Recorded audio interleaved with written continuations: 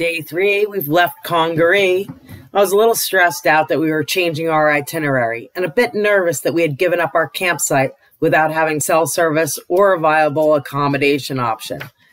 We followed the next day's plan, driving 182 miles toward the smallest church in America. As I waited for the cell phone gods to connect me with a tower, I was sidetracked by the hand-scribbled signs nailed to the trees lining the shoulder of the road every half mile or so. Live, laugh, love, enjoy. I don't remember all the words, but they all seemed to be luring me in.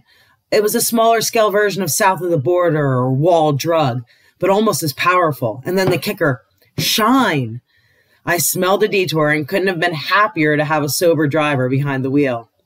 I was woo-hooing as we exited off I-95 into some backwoods hick-ass parking lot and pulled behind a dilapidated motel to find Shinetown Moonshine.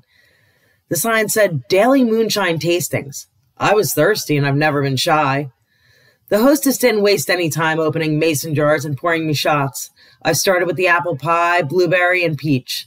They were barely ounce samplers, but my throat and belly were warming up. The shine tender recommended the oatmeal cookie, and it sure tasted yummy. My accent began to match up with my pourers, and she asked if Hunterdon was driving. We both nodded, and she opened up the jars of spiked cherries for me to sample. I ate 4 or 5 cherries, and I tried a few more flavors of hand-forged goodness before choosing to purchase the Old Forge oatmeal cookie moonshine. I was a bit surprised when the shine tender said that my total was $52.92. But I already had a good $30 buzz, so I bit the bullet, dug into the shit happens envelope, and walked away with a souvenir, even if it was from Tennessee, and we were on the border of South Carolina and Georgia. Shine on! It was a little bit of a bummer and buzzkill when Google Maps would only recognize our next point of interest address as the second smallest church in America. I later learned that the congregation at Christ Chapel in Townsend, Georgia, is satisfied referring to it with the terminology locally known as the smallest church in America. This tiny chapel was originally built in 1949 by local grocer Agnes Harper and deeded to Jesus Christ upon her death. She believed it was the thought that mattered and ignored those saying that she couldn't afford a church to do justice to God. She installed stained glass windows from England and pews with folding kneelers, and she invited everyone to worship, including her critics. It became the littlest church in the United States, where folks rub elbows with God, as described by Tom Teed in 1984. In 2015, an arsonist burned it to the ground, prompting parishioners and community members to join together and rebuild. This non-denominational church seats 12 guests and is neatly arranged with a tiny preaching pulpit for Pastor John R. Mackey, Jr. I took a brochure on his business card. The current dimensions of Christ Chapel are 10 feet by 20 feet. After checking, there is a 144 square foot Little Church of Miracles in Boise, Idaho, a 100 square foot mobile chapel on wheels for low-cost wedding ceremonies that runs out of Richmond, Virginia. And Oneida, New York is home to a 30 square foot church that floats in the middle of a pond. And there may or may not be an 84 square foot church, upright or blown over, near Yuma, Arizona, with a tagline marquee, Stop, Rest, Worship. How long does it take to tour a small church? A quick prayer for safe travels and we were back on the road toward the coast looking for a place to park our tent for the night. One more tourist trap stop to use the restroom, and we have some free samples.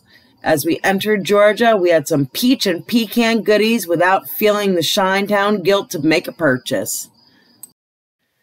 The original plan was to have a picnic lunch on Jekyll Island while driving from Congaree to Canaveral. For months, I had concerns over whether or not we should skip this hour out-of-the-way jaunt just for a picnic lunch on a driftwood beach. I didn't want to cut it out, and now was the opportunity to lock it into the itinerary. I found a campground on Jekyll Island, very close to Driftwood Beach, and it had vacancies. The rain had started to come down heavily, and we were relieved to have a destination to set up our sleeping quarters. As we crossed the causeway onto the island, the clouds cleared, and the sky teased that the rain may be letting up. We passed a picturesque fountain welcoming us onto Jekyll Island, one of Georgia's 4 barrier golden isles. rich in heritage and beauty. I was spellbound. My eyes were enthralled. My mind was mesmerized and my soul satiated. This place is gorgeous. From the pristine landscaped historic district, past the neatly placed single-level brick ranch homes, beneath the giant live oaks and bald cypresses dripping with Spanish moss, this island kept me breathless. The campground host was on Southern time, and Mr. Corbett came complete with Southern charm, Southern hospitality, and a whole lot of information. The sky was darkening as I attempted to pull the words from his mouth and the campground map from his hands.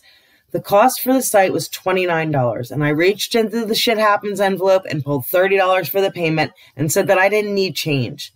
Mr. Corbett started the paperwork on his clipboard, but was sidetracked by a neighbor unable to connect his cable television.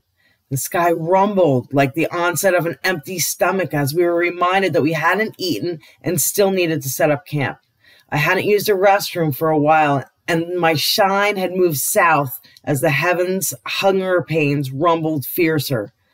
Mr. Corbett searched for $1 for change as I grinned and reiterated that I didn't need it. Finally, our campground host was ready for our 5-mile-per-hour golf cart tour / escort to our campsite. Our campsite, J7, was in the corner of the campground, closest to the community clothesline and the bird sanctuary. It would have been a serene, peaceful environment for winged avian friends if it weren't for the pesky, squealing squirrels wreaking havoc in the hood. One thing is for certain, southern squirrels are skinny, and to me it seems similar to humans. The skinniest are the feistiest. We managed to set up the tent and bedding before the rain fell, and we opted to shower and eat snacks as opposed to cooking dinner. Unfortunately, the Midwood Smokehouse Barbecue's styrofoam container had taken on water and started leaking deliciousness into the cooler's reservoir. I had broken 2 rules, placing a to-go container into the cooler without a Rubbermaid and putting food in the drink cooler. So I drained the grease pool from the drink cooler and wiped the aluminum cans and plastic bottles that needed to be reorganized regardless. It's hard to imagine pulled pork and burnt brisket ends that have been rinsed of all flavor until you've sampled them. After that, it is simple to recall. I'm disgustingly decisive when I describe it as eating damp, shredded paper. It's like when you suck on a lollipop for so long that the stick starts to unpeel and your saliva turns it into mouth mache. We had plenty of snacks and we're only a couple days away from trading our air mattresses for beds and our truck for a ship. In the meantime, freshly showered, I was thoroughly enjoying this tropical island nest that reminded me of Gilligan's Island. P.S. Mr. Corbett came back to visit and bring us the $1 change. Southern folks sure are different.